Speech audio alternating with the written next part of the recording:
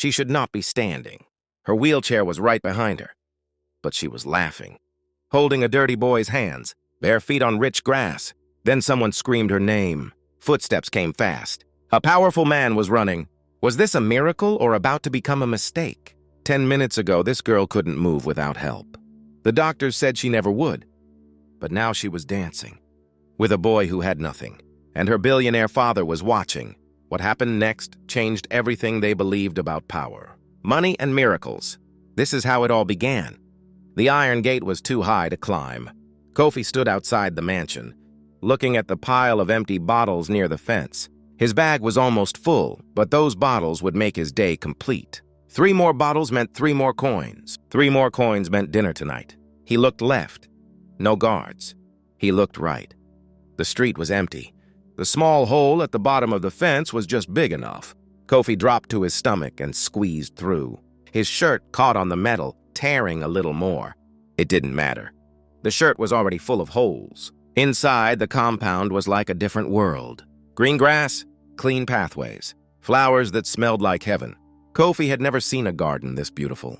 He moved quickly toward the bottles near the back wall, his bare feet silent on the soft ground. That's when he heard it. Laughter, not the kind of laughter he heard in the streets. This was light, free, like music. Kofi froze. He should run, but something pulled him toward the sound. He crept behind a tall hedge and peeked through. A girl sat in a wheelchair under a large tree. She looked about his age, maybe 10. Her dress was bright yellow, expensive. Her hair was braided perfectly, but her body leaned to one side, held up by straps. Her legs were thin, bent at odd angles. She was alone. Completely alone. Kofi frowned. Why would rich parents leave their daughter outside by herself? Where were the guards? The maids? The people who were supposed to watch her? The girl was talking to a butterfly that landed on her armrest. "You're lucky," she whispered to it. "You can go anywhere you want." Kofi's chest tightened. He knew that feeling. The feeling of being trapped, but she was trapped in her body. He was trapped by poverty. Different prisons, same pain. He should leave. Take the bottles and go. But his feet wouldn't move. The butterfly flew away. The girl's smile disappeared. She looked down at her hands, and Kofi saw something that shocked him. She was crying. Not loud, not dramatic, just silent tears rolling down her cheeks. Rich people aren't supposed to cry, Kofi thought. They have everything, but this girl had nothing she really wanted. Before he could stop himself, Kofi stepped out from behind the hedge. "Don't cry," he said. The girl's head snapped up. Her eyes went wide. For a moment, neither of them moved. Then she smiled. Not a scared smile. Not an angry smile. A real smile. "Who are you?" she asked. "Kofi," he said. "I came for bottles." "I'm Amara," she said. "I came for air." Kofi walked closer. He should be scared. Rich people always called the guards on boys like him. But Amara didn't look scared. She looked curious. "Why are you alone?" Kofi asked.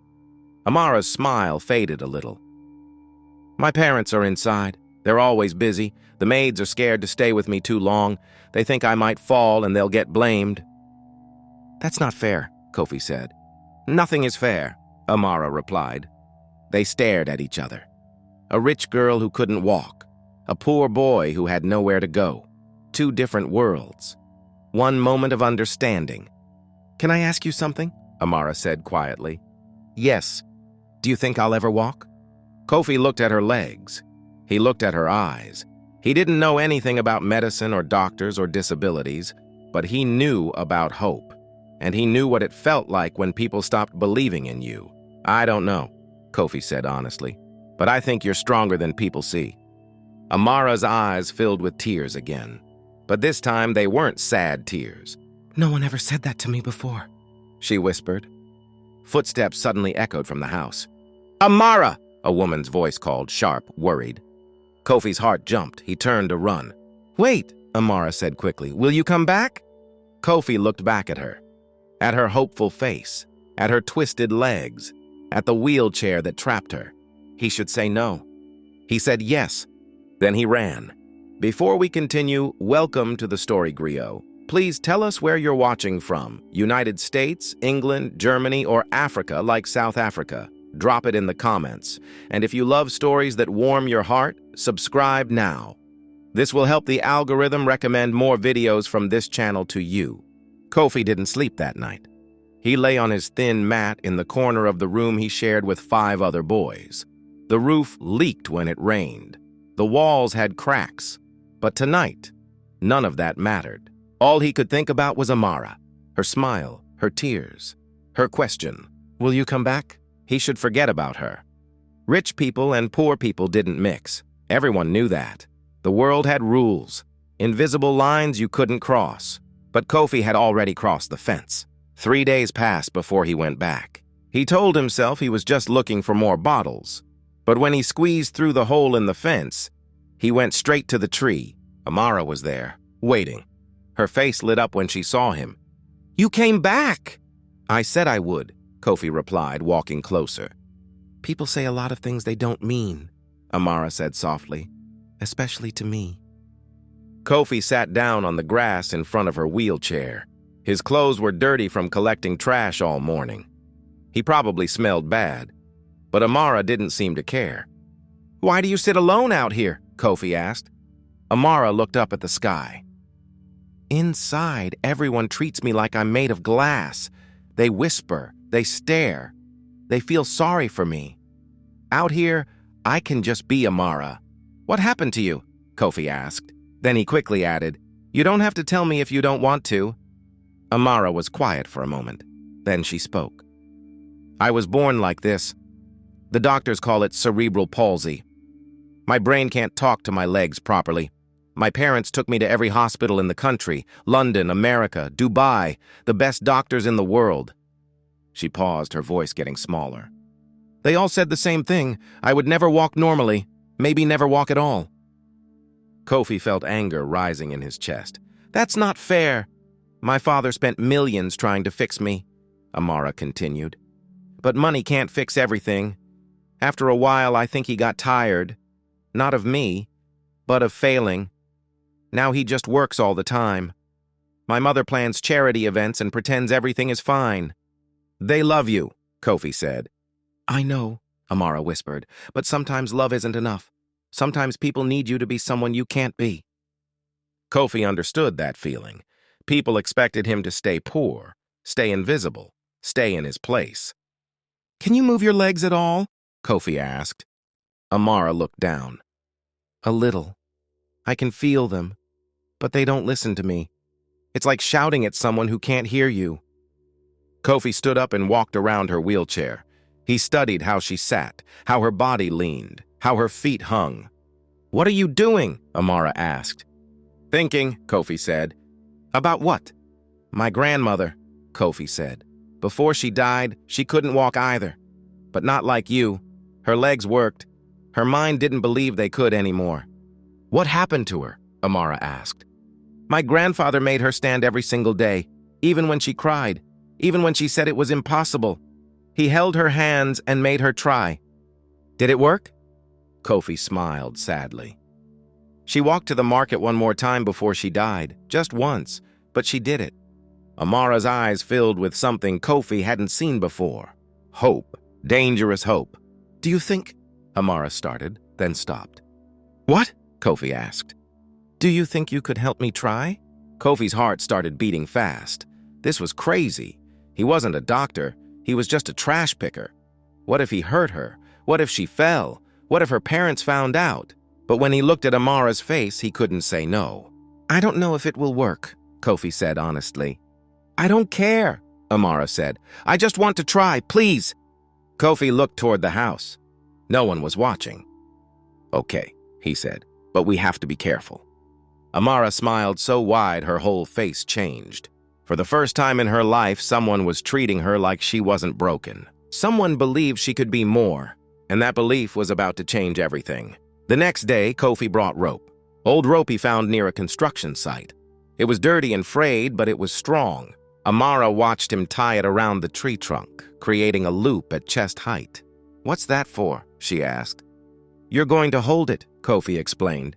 "It will keep you from falling." Amara's hands trembled. "I'm scared." "That's okay," Kofi said. "Scared means you're trying something real." He moved behind her wheelchair and locked the wheels. Then he came around to face her. "I'm going to help you stand up, just for a second. We won't let go. We're just teaching your legs to remember." Amara nodded, but Kofi could see the fear in her eyes. This wasn't just about standing. This was about hope. And hope was the most terrifying thing in the world when you'd lost it before. Kofi held out his hands. "Ready?" Amara grabbed them. Her grip was weak but determined. "On 3, Kofi said. 1, 2, 3. He pulled gently. Amara pushed with whatever strength she had. Her body lifted slightly from the chair. Then her legs buckled. She fell back into the wheelchair, breathing hard. "It's okay," Kofi said quickly. "That was good, you moved." "I failed," Amara said, tears forming. "No," Kofi said firmly. "You tried. That's not failing. Failing is not trying at all." Amara wiped her eyes. Again. They tried 5 more times. Each time, Amara lifted a little higher. Each time, her legs shook and gave out. But each time, she said the same thing. Again. By the 7th try, sweat covered Amara's forehead. Her arms ached. Her legs screamed in pain. But something was different. This time, when Kofi pulled, Amara's feet touched the ground flat. For 3 seconds, she stood. Not alone, not perfectly, but she stood. When she sat back down, both of them were breathing like they'd run a race. "I did it," Amara whispered. "I actually did it." "You did," Kofi said, grinning. Amara started crying. But these were happy tears, the kind that come when you prove everyone wrong. "My parents can't know," Amara said suddenly. "Not yet." "Why not?" Kofi asked. "They'll be happy." Amara shook her head. "They'll stop us. They'll say it's dangerous. They'll bring more doctors who will tell me it's impossible. They'll take this away from me." Kofi understood. Adults always thought they knew better. They always said no before you could prove them wrong. "Okay," Kofi said, "it's our secret." "Our secret," Amara repeated. For the next 2 weeks, Kofi came every afternoon. He squeezed through the fence when the guards changed shifts. He worked with Amara under the tree while her parents worked inside the house. Every day, she stood a little longer. 5 seconds, 10 seconds, 15 seconds. Her legs were remembering, slowly, painfully, but they were remembering. One afternoon, something changed. Amara stood holding the rope. Kofi stood beside her, ready to catch her if she fell. "Let go of one hand," Kofi said. "What?" Amara's eyes went wide. "Trust me, let go of one hand." Amara took a breath. Then she let go with her left hand. She wobbled, but she didn't fall. She was standing with only one hand on the rope. "Kofi," she whispered. "I'm doing it." "I know," Kofi said, his voice thick with emotion. Then they heard it. A voice from the house. Sharp, angry, female. "Who let that dirty boy near my daughter?" Amara's mother stood on the back porch, her face twisted with shock and rage. Behind her, 2 security guards started running toward the tree. "Run!" Amara said to Kofi. But Kofi didn't run. He looked at Amara, at the rope, at her legs holding her weight. "Show her," Kofi said quietly. "What?" "Show her you can stand." The guards were getting closer. Amara looked at her mother, at the guards, at Kofi. Then she let go of the rope completely, and she stood. Everything stopped. The guards froze mid-run. Amara's mother's hand flew to her mouth. Even the birds seemed to go quiet. Amara stood there, shaking, her thin legs fighting to hold her weight. Her arms stretched out for balance. Her face was tight with concentration. 5 seconds passed. 10 seconds. 15. Then her legs gave out. Kofi caught her before she hit the ground and carefully lowered her back into the wheelchair. Amara's mother screamed and ran toward them. The guards grabbed Kofi by his arms and yanked him away from Amara. "What did you do to her?" Amara's mother shouted, her voice breaking. She dropped to her knees beside the wheelchair, checking Amara's arms, her legs, her face, searching for injuries. "Mama, I'm fine," Amara said. "Fine? You could have been hurt. You could have fallen and broken something." Her mother's hands were shaking. "How long has this been going on? Who is this boy?" "His name is Kofi," Amara said, "and he's my friend." "Friend?" Her mother stood up, her expensive dress covered in grass stains. She looked at Kofi like he was dirt. "Friends don't sneak into people's homes. Friends don't put disabled children in danger." "I wasn't in danger, Mama," Amara said, her voice stronger now. "I was standing." "You were falling," her mother corrected. "You don't understand what you're doing. Your condition is serious. The doctors said—" "The doctors said I would never walk," Amara interrupted. "But I just stood for 15 seconds. Kofi helped me do that. Not the doctors, not their expensive machines. Kofi." Her mother's face went pale. She looked at Kofi again, this time with something other than anger. Fear, confusion, something close to shame. "Take him out," she said to the guards. "And make sure he never comes back. Fix that hole in the fence." "No!" Amara shouted. "Mama, please!" But the guards were already dragging Kofi toward the gate. He didn't fight. What was the point? They were bigger, stronger, richer. "It's okay, Amara," Kofi called back. "You did it. Remember that. You stood." "Kofi!" Amara was crying now, trying to move her wheelchair, but her mother held it in place. The guards threw Kofi out the front gate so hard he scraped his hands on the concrete. The gate slammed shut with a loud clang. Kofi sat there on the street, his hands bleeding slightly, his heart pounding. He had known this would happen eventually. Rich and poor didn't mix. The world had rules. But for 2 weeks, he and Amara had broken those rules. And she had stood. That night inside the mansion, Amara refused to eat. She sat in her wheelchair in her bedroom, staring out the window toward the tree. Her father came home late. He was a tall man with a tired face and an expensive suit. Her mother met him at the door and told him everything. About the boy, about the standing, about the danger. Her father listened silently. Then he went upstairs to Amara's room. "Your mother told me what happened," he said, sitting on her bed. Amara didn't look at him. "Are you going to tell me I was stupid too?" "No," her father said quietly. "I was going to ask you if it's true. Did you really stand?" Amara finally looked at him. His eyes were different, not tired, not disappointed. Curious. "Yes," Amara said. "For 15 seconds, maybe more. I wasn't counting at the end." Her father was quiet for a long moment. "The doctors said it was impossible," he finally said. "Kofi didn't know what the doctors said," Amara replied. "So he didn't know it was impossible. And because he didn't know, I didn't remember either." Her father's jaw tightened. He looked down at his hands. These were the hands that signed million-dollar deals, the hands that built an empire, the hands that couldn't fix his daughter. But a poor boy with nothing had done what he couldn't. "I want to meet this boy," her father said. "Mama banned him," Amara said. "The guards threw him out." "I know," her father said. "But I'm not your mother. And I'm not afraid of what a poor boy might teach us." For the first time in days, Amara smiled. "You'll bring him back?" Her father stood up. "I'll do better than that. I'll go find him." "Mama won't like it." "Your mother is scared," her father said. "Scared people make bad decisions. I was scared too, scared of failing you again. But maybe I've been failing you by not trying." He walked to the door, then stopped. "Amara?" "Yes, Papa?" "Tomorrow we try again, with Kofi, and this time we see how far you can really go." Finding Kofi was harder than Amara's father expected. The next morning, he left his office early. His driver took him to the poor neighborhoods on the edge of the city, places his car had never been before.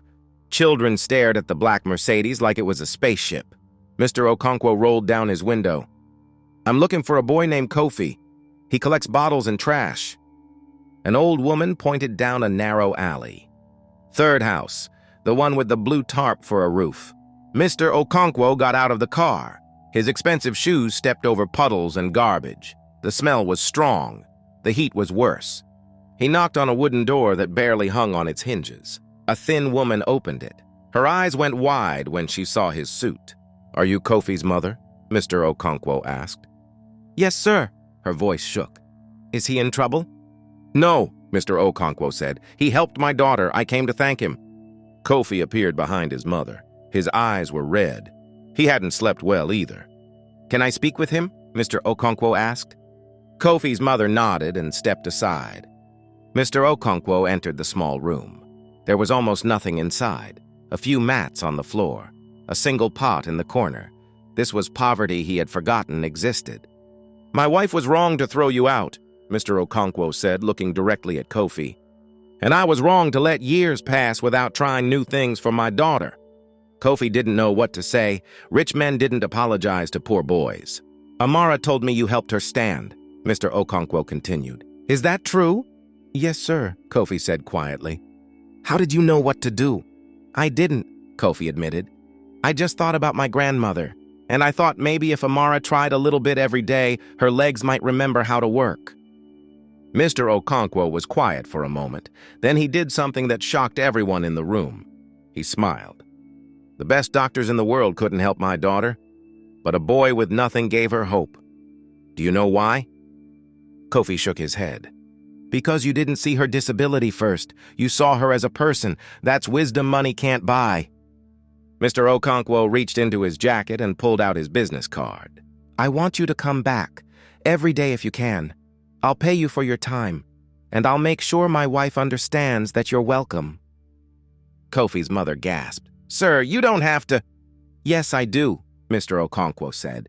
My daughter has been alive for 10 years, and in those 10 years I've spent millions trying to fix her. But this young man gave her something more valuable than any treatment. What's that? Kofi asked. Belief, Mr. Okonkwo said. He made her believe she could be more. That afternoon, Kofi returned to the mansion. This time, he walked through the front gate. The guards nodded at him. Amara's mother watched from the window, her face tight with disapproval. But she didn't stop him. Amara was waiting under the tree. When she saw Kofi, her whole face lit up. You came back! Your father asked me to, Kofi said. I know, he told me everything. He's inside watching from the window. Kofi looked toward the house. He could see Mr. Okonkwo standing behind the glass, arms crossed, watching carefully. No pressure, Kofi said, trying to joke. Amara laughed. Come on, let's show him what we can do. They started the same way. Kofi helped Amara grab the rope. On 3, she pulled herself up. This time, her legs held steady immediately. She stood for 30 seconds, then 40, then a full minute. Mr. Okonkwo came outside. He walked slowly toward them, his eyes never leaving his daughter. Papa, watch, Amara said. She let go with one hand. Her body swayed, but she caught herself. Then she let go with the other hand. For 5 seconds, she stood completely on her own. When her legs gave out, Kofi caught her just like before. Mr. Okonkwo's eyes were wet. He turned away quickly and wiped his face. Again, he said, his voice rough with emotion. Try again. They worked for an hour. By the end, Amara could stand for 2 minutes with the rope, 30 seconds without it. Her legs were shaking, her whole body was covered in sweat, but she was smiling bigger than she ever had before. That's enough for today, Mr. Okonkwo said. We don't want to push too hard. But Amara shook her head. One more time, please, Papa. Mr. Okonkwo looked at Kofi. Kofi shrugged. She's stronger than she looks. All right, Mr. Okonkwo said. One more time. Kofi helped Amara stand. She held the rope with both hands, then one hand. Then she let go completely. And this time, something different happened. Amara took a step forward. Just one step, small and shaky. But it was a step. Mr. Okonkwo's hand went to his mouth. Amara looked down at her feet like they belonged to someone else. I moved, she whispered. I actually moved. Then she looked at Kofi and started crying. Thank you, she said. Thank you for not giving up on me. Kofi smiled. I told you, you were always stronger than people saw. Inside the house, Amara's mother watched from the window, and for the first time, she wondered if she had been wrong. The next 3 weeks changed everything. Every afternoon, Kofi came to the mansion. Every afternoon, Amara practiced. 1 step became 2 steps. 2 steps became 5. 5 steps became 10. Her legs grew stronger. Her balance improved. The wheelchair stayed empty more and more often. Mr. Okonkwo hired a physical therapist to watch what Kofi was doing. The therapist was amazed. This shouldn't be possible, she said, but it's happening right in front of me. What's different? Mr. Okonkwo asked. The therapist watched Kofi guide Amara through another exercise. He treats her like she's capable, the therapist said. Not fragile, not broken, capable.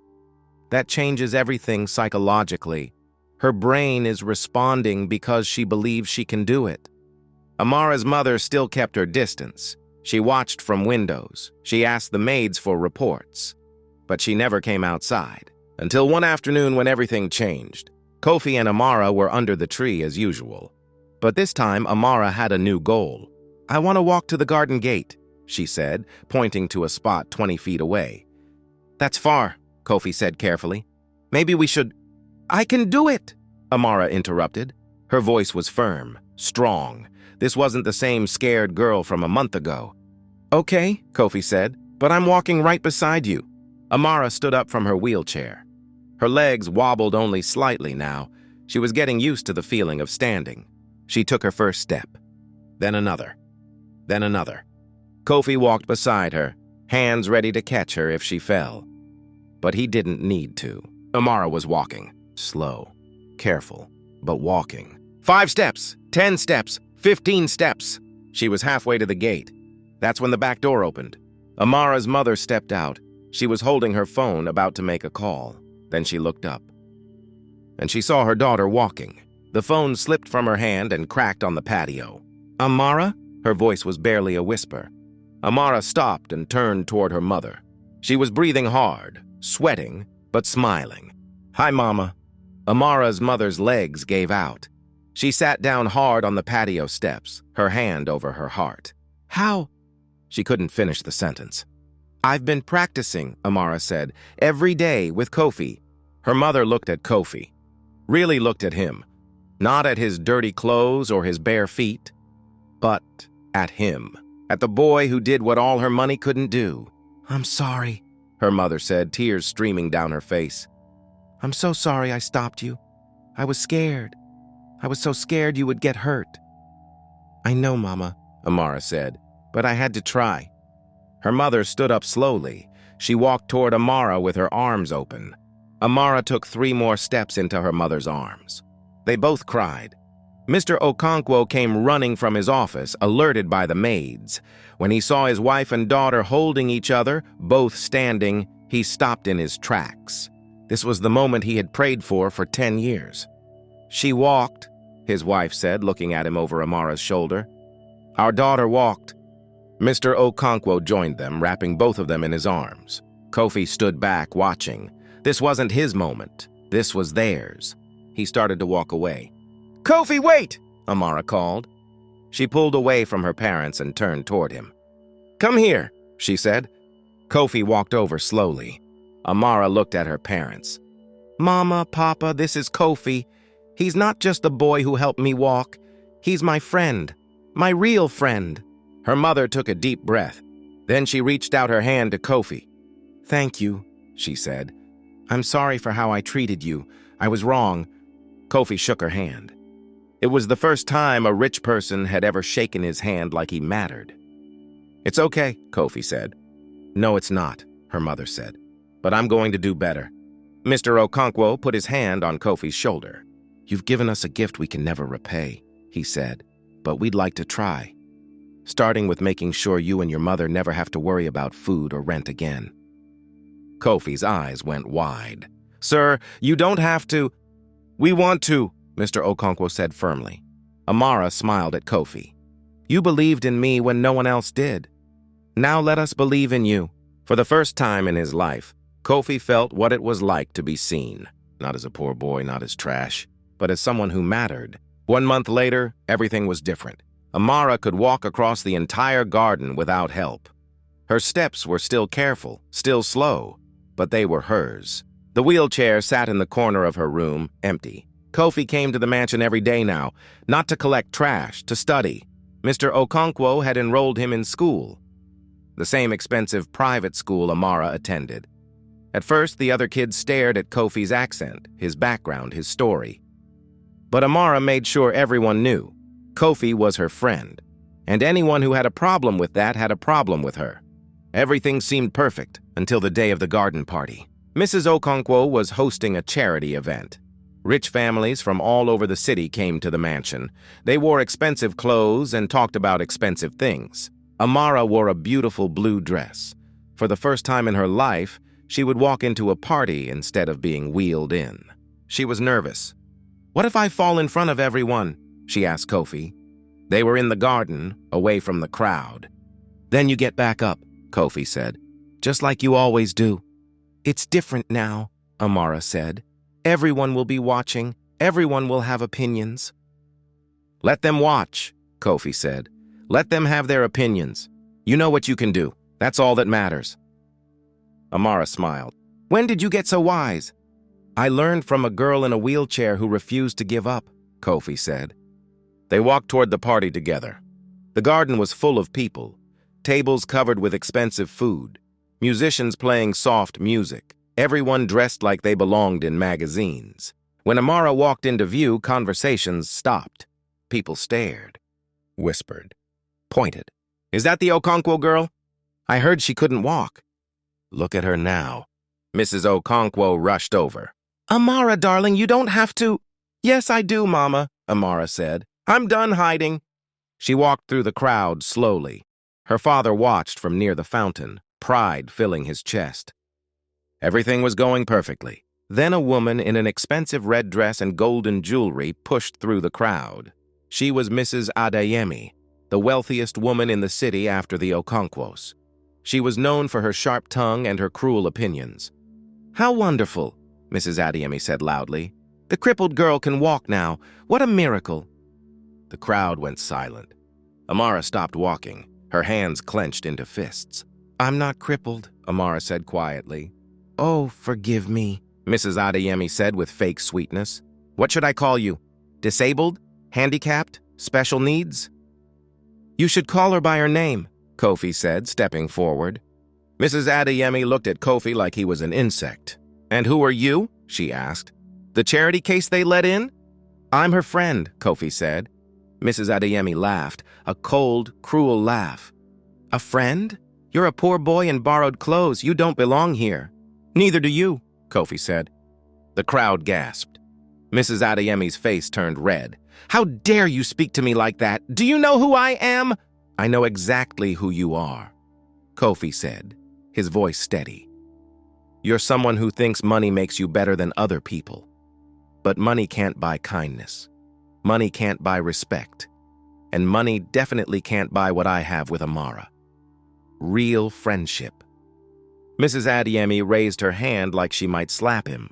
But before she could move, Amara stepped between them, standing on her own two legs, looking Mrs. Adeyemi straight in the eye. You're right about one thing, Amara said. Kofi is poor. He doesn't have fancy clothes or a big house. But he's the reason I can stand here right now. He's the reason I can walk. What have you ever done except tear people down? Mrs. Adeyemi's mouth opened and closed like a fish. Mr. Okonkwo walked over. His voice was ice. Mrs. Adeyemi, I think it's time for you to leave. You're defending this trash picker over me? Mrs. Adeyemi sputtered. This trash picker, Mr. Okonkwo said, putting his hand on Kofi's shoulder, has more character than you'll ever have. Now leave, before I have you escorted out. Mrs. Adeyemi looked around at the crowd. Everyone was staring at her now, judging her. She grabbed her purse and stormed toward the gate, but she turned back one last time. You'll regret this, she hissed. All of you! Then she was gone. The crowd erupted in whispers. Amara's legs started shaking. The stress was too much. Kofi caught her before she fell. I've got you, he whispered, and everyone watching understood. This wasn't about rich or poor. This was about who showed up when it mattered. 2 days after the garden party, everything exploded. Mrs. Adeyemi didn't just leave angry, she left with a plan. She called every newspaper, every radio station, every gossip blogger in the city. She told them the Okonkwo family was letting a street urchin manipulate their disabled daughter. She said Kofi was dangerous, that he was using Amara to get money from her rich parents. The stories spread like wildfire. Headlines screamed across social media. Billionaire's daughter exploited by poor boy, and charity gone wrong when kindness becomes dangerous. Reporters camped outside the mansion gates. Parents at Amara's school started talking. Some pulled their children away from her in the hallways. The whispers followed her everywhere. Her parents are so desperate they'll believe anyone. That boy's probably just after their money. I heard he's the one who crippled her in the first place. The lies grew bigger every day. Kofi stopped coming to the mansion. Not because he wanted to, but because every time he walked through the gate, Cameras flashed. Reporters shouted questions. His face ended up on news sites with terrible headlines. His mother cried every night. Their neighbors started treating them differently. "Maybe you should stop going there," his mother said one evening. "These rich people bring trouble." But Kofi couldn't stop thinking about Amara. Was she still walking? Was she okay? Did she believe the lies people were saying about him? At the mansion, Amara was falling apart. She walked every day. Her legs were stronger than ever, but her heart was breaking. "I want to see Kofi," she told her father every morning. "It's too dangerous right now," he always replied. "The media is watching everything. We need to let things calm down." "Things won't calm down," Amara said. "They'll just get worse. We have to do something." Her mother agreed. "We can't let that horrible woman win. We need to show everyone the truth." Mr. Okonkwo was quiet for a long time. Then he made a decision. "I'm calling a press conference," he said. 3 days later, every major news outlet in the country showed up at the Okonkwo mansion. Cameras lined the garden. Reporters filled every available space. This was the biggest story of the month. Everyone expected Mr. Okonkwo to apologize, to distance himself from Kofi, to prove Mrs. Adeyemi was right. Instead, Mr. Okonkwo stood at a podium with his wife beside him, and Amara stood between them.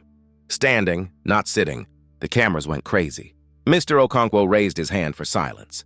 "Thank you all for coming," he began. "I know there have been many stories about my family lately. Most of them are lies. Today, I'm going to tell you the truth." He gestured to Amara. 10 years ago, my daughter was born with cerebral palsy. Doctors told us she would never walk. We spent millions trying to prove them wrong. We traveled the world. We tried every treatment. Nothing worked. He paused, his voice getting emotional. Then a poor boy named Kofi snuck into our garden looking for bottles to sell. He met my daughter, and he did something no expensive doctor ever did. He believed in her. The reporters leaned forward. For weeks, Kofi helped Amara practice standing, walking, moving. He didn't do it for money. He did it because he saw my daughter as a person, not a condition. And because of him, she can now walk. Mr. Okonkwo looked directly into the cameras. "Some people say Kofi took advantage of us, that he manipulated my daughter. Those people are wrong. Kofi gave us the greatest gift any family could receive. He gave us hope, and hope is priceless."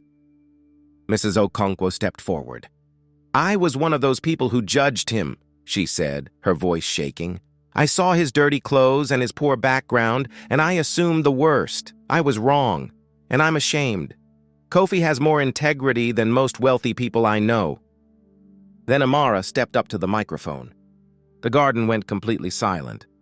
"My name is Amara Okonkwo," she said clearly, "and I want to show you something." She let go of the podium, and she walked, not just a few steps. She walked across the entire platform, 20 feet without help, without stumbling. When she reached the other side, she turned around. "Kofi didn't hurt me," she said, her voice strong. "He saved me, not from my disability, but from believing I was less than everyone else. He taught me that trying is better than giving up. That friendship doesn't care about money. That kindness is the most powerful thing in the world." Tears ran down her face. "So if you want to write stories about my family, write the truth. Write that a poor boy changed a rich girl's life. Write that love and belief are stronger than money. Write that Kofi is a hero." The reporters started shouting questions all at once. But Mr. Okonkwo raised his hand again. "We have one more announcement," he said. "We've established the Kofi Foundation. It will help children with disabilities access physical therapy and support regardless of their family's wealth, because every child deserves what my daughter got, a chance." He looked toward the back of the crowd. "And I'd like Kofi to come up here, if he's willing." The crowd turned. Kofi stood at the edge of the garden. He had snuck in through the back gate, not sure if he should be there. But when he heard his name, he walked forward. The cameras captured everything: his worn clothes, his nervous face, his bare feet. When he reached the platform, Amara ran to him. Ran, not walked. She threw her arms around him. "Thank you," she whispered. "Thank you for never giving up on me." Thank you for teaching me that poor doesn't mean powerless, Kofi whispered back. The cameras flashed, the reporters scribbled notes. But this time the story was different. This time the truth won. 3 months later, Kofi sat in his new school uniform, books spread across the desk in his new room. His mother no longer worked 3 jobs. Mr. Okonkwo had hired her to help manage the Kofi Foundation. They had moved into a small but clean house near the mansion. It had a real roof, real walls, real hope. Amara visited every day after school. Sometimes they studied together. Sometimes they just talked. Sometimes they walked through the garden, remembering where it all started. Mrs. Adeyemi had left the city in shame. Her cruelty had been exposed. Her friends had abandoned her. But Amara didn't celebrate her downfall. "I feel sorry for her," Amara told Kofi one afternoon. "Why?" Kofi asked. "She tried to destroy us." "Because she'll never know what we have," Amara said. "She'll never understand that the best things in life can't be bought. She'll never have a friend who sees past everything else and just sees her." Kofi smiled. "You're too nice." "I learned from the best," Amara said. They sat under their tree, the wheelchair now donated to another child who needed it. "Do you ever think about how different things could have been?" Amara asked. "What do you mean?" Kofi said. "If you hadn't snuck through that fence, if you hadn't talked to me that day, if you had just taken your bottles and left." Kofi thought about it. "I think about it all the time." "And?" Amara asked. "And I'm glad I stayed," Kofi said, "because you taught me something too." "What's that?" "That being poor doesn't mean being small, that my voice matters, that I can change things." Amara smiled and rested her head on his shoulder. "We changed each other," she said. "Yeah," Kofi agreed. "We did." Above them, the sun set over the garden. Tomorrow, they would both go to school. They would both study. They would both dream. But tonight, they just sat together. A billionaire's daughter who learned to walk, and a poor boy who learned to fly. 2 different worlds that became one friendship. And that friendship changed everything. In the end, it wasn't money that healed Amara. It wasn't medicine. It wasn't technology. It was belief. One person believing in another. One person refusing to see limitations. One person showing up every single day. Kofi and Amara proved that the greatest power in the world isn't wealth. It's the courage to try when everyone says it's impossible. It's the strength to stand when everyone expects you to fall. It's the wisdom to know that every person you meet has something to teach you, no matter where they come from. Amara learned to walk, but both of them learned something bigger. They learned that kindness builds bridges where money builds walls. And sometimes, the person who saves you is the one everyone told you to ignore. Friend, thank you for staying with me to the very end. If you believe that strength isn't about how you fall, but how you get back up, then please tap subscribe and join our community at the Story Griot. You won't want to miss the stories we share next. I've picked out another story just for you, and you should see it on the screen now. I hope to see you there. Remember, some miracles don't come from heaven. They come from the courage to believe when everyone else has given up.